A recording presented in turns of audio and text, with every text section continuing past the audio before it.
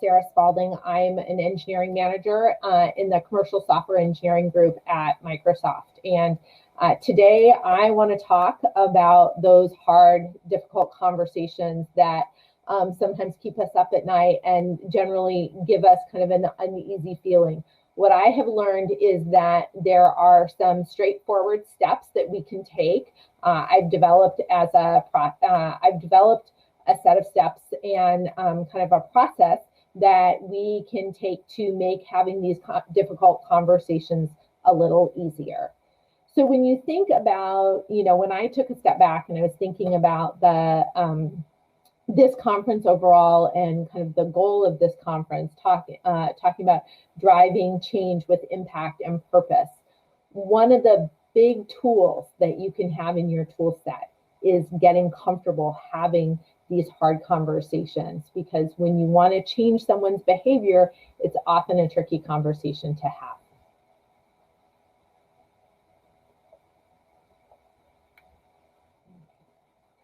So conversations matter. So if you think about all of the things that we do in our work life and our personal life, we prepare for presentations. We have people give us feedback. We might send a draft of an email to a colleague and say, hey, does this look right? If we're software engineers, we have code reviews, we have design reviews. We always collaborate and we always get other people's perspectives. But some of the most important things that we do in our careers are conversations, the one-to-one conversations that we have with our colleagues.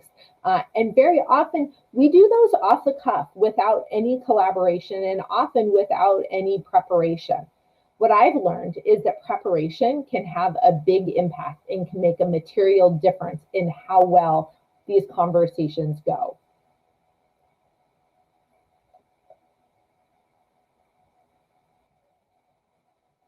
I've an approach on my work and based on my work coaching, mentoring other people through having hard conversations, make conversations easier.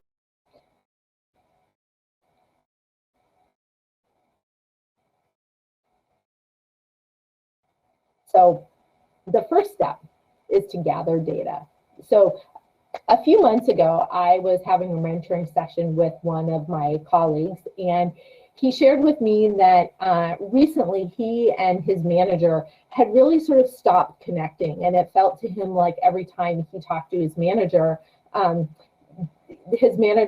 just disagreed with everything he said, and he kind of felt like he could do nothing right. And he was like, Sarah, what am I doing wrong? Like, what happened? Things used to be so good. And so we started digging in, and I asked him, like, what's worked in the past? Like, you guys used to get along really, really well, and things have sort of degraded. So can you identify some things that you were doing differently then that have maybe changed? Like, what's the difference? And he was like, oh, I hadn't thought about that. You're really right. I'm gonna go dig in. And so really understanding if you've got a situation where you have had a great conversation with this person, think about what elements went into that conversation and what made it work. It's also important to think about how the person you're going to talk to likes to receive information. Do they maybe want kind of some notification ahead of time, or are they more of a spontaneous person? Is a phone call or a Teams call the right way to do it, or do you want to maybe go for a walk? Is there what's going on both in their life at work and their life outside of work? Does timing play a factor here? And then, is there a trusted advisor who can help you? Is there somebody who knows both of you and can maybe give you some insight or perspective about how to have this conversation? Or even if you don't have somebody who knows you both, is there someone that you can use who knows you really well? These are all important pieces of data that you want to gather up as you're beginning to prepare for your conversation. The next thing that you want to do is draft your message. You want to be very, very specific. What exactly do you want to change? Sometimes I think about this in the context of a problem statement that we, when we are first starting a project on my team, we say, what's the problem we're trying to solve? What's the specific scenario that we want to address? The more specific you can get with yourself as you're in this preparation, the more clear you can be when you're having the conversation with the person you're talking to. You really, really want to understand what you want them to take away from the conversation, both concretely, I need to be doing this behavior differently, and also sort of abstractly, how do you want them to feel? Do you want them to feel like this is collaboration? Do you want them to feel combative? Think very hard about what you want them to feel and how your message can convey that. Structure is a really important tool that you can use to draft your message. I think about these ideas or these phrases kind of as Mad Libs, or ways that tools that I can use to formulate this, tools that I can use to get more specific and really formulate the idea that I have about what I want to change. I have noticed that you often speak over me. I would really like to be able to finish my thought before you start speaking. Is there a way that you and I could work on enabling this? Or I am concerned that we are missing an important feature in our upcoming release. Is there a way that we could reprioritize the backlog and consider this feature? You get the idea. So these structures can be helpful both in terms of what you actually communicate, but also in terms of thinking about the specificity in your message.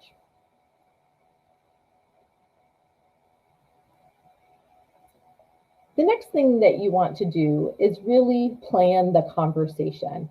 Think about when the person will be most receptive, where. Do you want to do it in Teams? Do you want to, or Zoom? Do you want to do it in person now that that's becoming more of an option? How will you set the stage?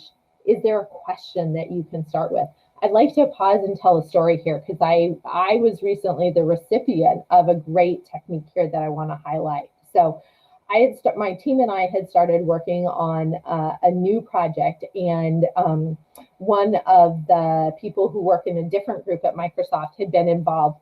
And in starting to learn more about the project, he and I had, I don't want to say that we'd argued, but there'd been a little friction and there'd been a little tension. And I was like, oh, I don't quite know how to work with him, or we hadn't totally jived. And so he sent me a note and he said, hey, I'd like to, do you have a few minutes to connect? And I was like, okay, sure. I know what this is going to be about. And I kind of knew it was coming, and I was myself a little bit nervous about it. And I was really delighted when he opened the conversation by saying, hey, it's really important to me that you and I have a great working relationship. And I've noticed that we haven't always seen eye to eye. So could you give me some coaching on how I can work better with you? And I was so impressed and sort of, kind of taken aback by the humility that he expressed in that opener, that it totally took all my defenses down. I was like, oh, he's not going to yell at me for, not being a good collaborator. He's not mad, and he's not kind of putting this at my feet and saying this is all my fault. He's saying hey, I want to get better. Can you help me? And it was such a great opener, because what it meant is that we had a really, really great conversation. I said, these are the things that worry me, and it drives me crazy when you do X. And he's like, oh, I've been working on that. Could you let me know when I do it? Because I'm trying to improve. And I was like, of course, we've got that. And then we talked about the other area. We talked about what we wanted for the team. And it ended up being a really, really great conversation. And our partnership has gotten really, really strong. And instead of, before that conversation, I kind of thought of him as somebody I had to work with. And now I really think of him as somebody that I get to work with. So setting the stage and thinking about how you start or the question that you use to open the conversation can have a huge impact on how the conversation really goes. All conversations don't go that smoothly, though. Sometimes you need to course correct. Sometimes you need to really think about how you can bring the conversation back to the fundamental question that you want to answer, the fundamental thing that you want to talk about. And so you want to have some ideas about some ways that you can bring that conversation back. And you also want to be mindful of the fact that the conversation will diverge and the conversation will go on these tangents, and you will need to bring it back. So both having the tools to bring it back and the awareness that you'll need to use those tools is a really important thing to consider when you're planning the conversation. Also, like I said, the conversation won't always go exactly the way that you planned it, and it could go quite poorly. And if it does, or if you find yourself needing to take a break, you should have some ideas about how you want to take the break. It could be something as simple as like, would you excuse me for just a minute? I just want to go grab a little more water. My glass is empty. And that gives you about a minute to get off camera, go get a glass of water, take a deep breath, and come back with kind of a fresh perspective. You could also say, hey, this doesn't seem super productive right now. Why don't we both take a break and I'll grab us sometime next week. But think about kind of those kind of a little break and a big break, and how you can interject those in the conversation to make sure that it goes the way that you want it to. Lastly, how will you conclude? How do you want to wrap things up? What are the things that you want to carry forward? Are you going to send a follow-up email? Are you going to, did the two of you agree on a plan of action? You're going to summarize it there. Do you want to kind of meet again in a couple of weeks or a couple of days or what have you? Have some ideas about how you want to conclude the conversation.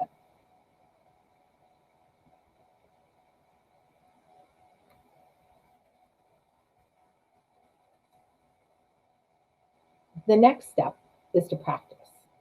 If you take one thing away from my whole talk, I want you to take this away.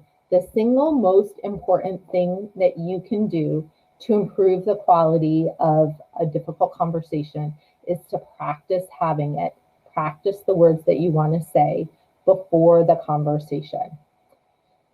So I'll tell you another story here. A couple years ago, I had been working with my manager towards a promotion. I was pretty close. He and I had a conversation. He's like, hey, you need to do, these couple of things. We came up with a plan for how I would do those. I did them. He's like, yep, you did them. So I was feeling pretty good. And then our annual rewards conversation came around, and we had also had a reorg. So my new manager and I had a rewards conversation, and there was no mention of a promotion. And I was just dumbstruck because I thought it was in the bag. And I was so upset. And so I sort of stewed for a little while. And then at some point I knew that I needed to have a conversation with my new manager about what work I still needed to do to make it happen. And so I set to work planning it. I gathered data. I thought about, the productive conversations we'd had so far with my previous manager. I drafted my message. I planned it all out, and then I practiced. And the reason that it was super important for me to practice this conversation was that I couldn't talk about it without crying.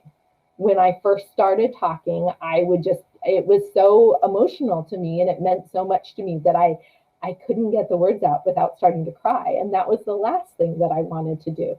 And so I practiced and I practiced and I practiced. And I said those words more and more to the point where I could say, yeah, it totally stunk. I didn't get that promotion and I really thought I deserved it. And I thought it was in the bag, but I really want it. And I want to know what work I need to do so that I can earn it. And I got to the point where I was really, not happy to say the words, but I was comfortable and I could say them with dry eyes, and I had enough fluency because I had said them enough time that I hadn't memorized a speech, but I knew what I wanted to say, and I had those words kind of on the tip of my tongue, so I felt fluent with the conversation. It was super awkward. Like, I always feel a crazy person when I talk to myself, even if I'm in the car and on speakerphone, but I did it anyway because I didn't want to be flustered when I had the conversation with my manager. So I was trying to decide whether to tell you the end of the story now or wait till later, but I'll tell you now. I had the conversation. He was super receptive. We came up with a plan for the things that I needed to show. I did those things. We checked in. He's like, "Yep, things are looking good." And a few months later, I got the promotion. So it was definitely a conversation that I felt like had huge reward.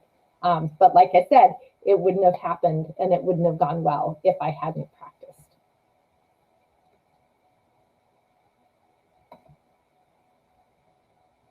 So obviously, after you practice, the next step is to deliver.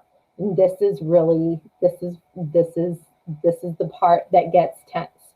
So one thing that I have found really helps is to give yourself some buffer, both before and after. So you're not racing in. You have a moment to gather your notes and to gather your thoughts and to take a deep breath and to get calm so that you're ready to go. Another thing that's important to remember is to try to be calm and patient.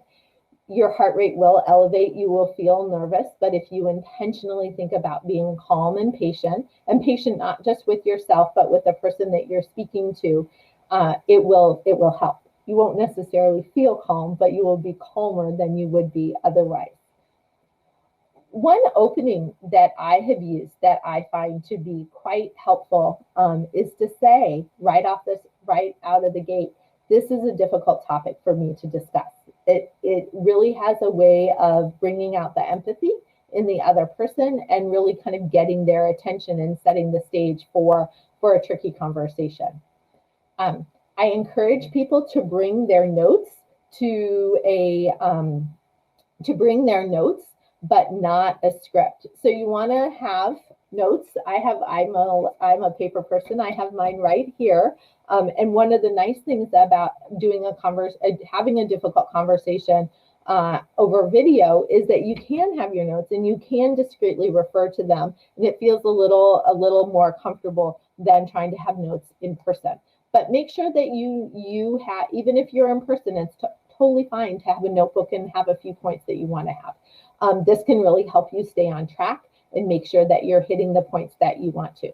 Don't try to have a script though, because you will lose your place and you will flub up and it will make you feel less authentic.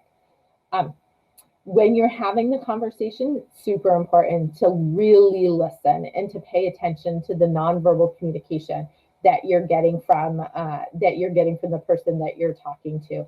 This can be tricky, and it's one of the reasons that practicing is so important, because if the words are coming comfortably for you and easily, then you've got cognitive capacity to pay attention to what you're seeing on the screen and to pay attention to what you're seeing from the other person.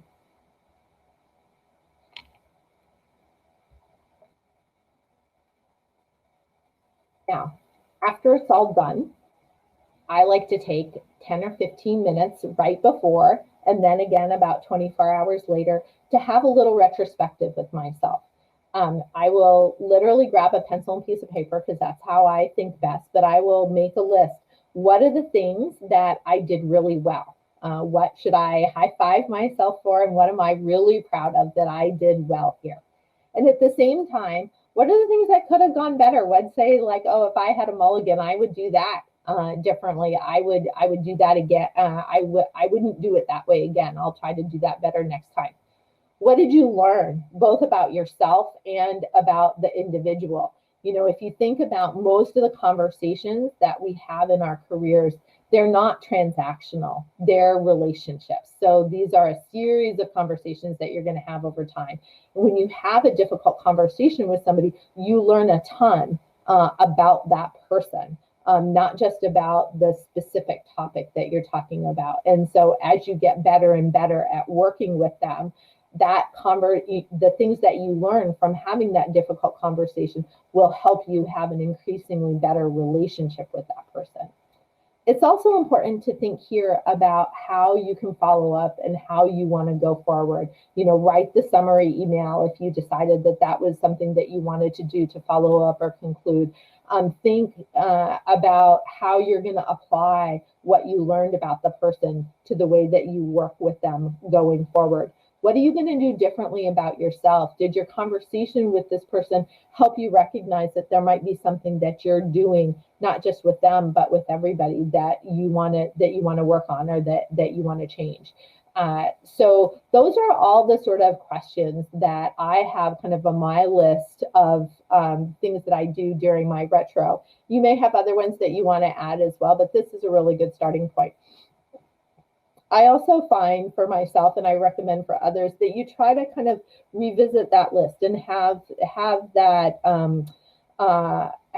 similar conversation about 24 hours later, because you'll have time to process and you'll have a little distance and you can look back a little more dispassionately after a little bit of time has passed. And so, taking a break and reflecting on it a day or so later is also really valuable, especially as you think about your ongoing relationship with a person and about the conversations that you'll have with them going forward.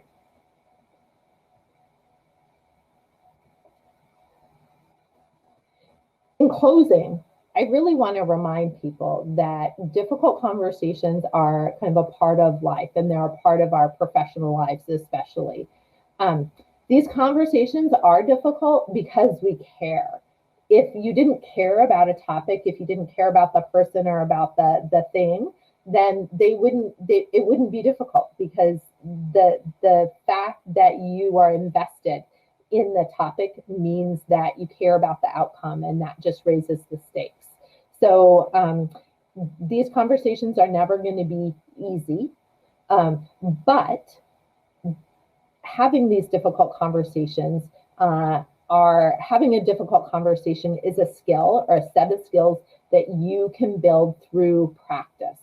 And having the 6 steps that I gave you gives you a roadmap that you can apply and that you can use repeatedly and practice, and make these conversations easier and easier. And while they'll never be easy, you can develop confidence so that you can say to yourself, I know this is going to be a hard conversation, but I thought about it, I prepared for it, and I practiced so that I know that I am going to do the best job that I can.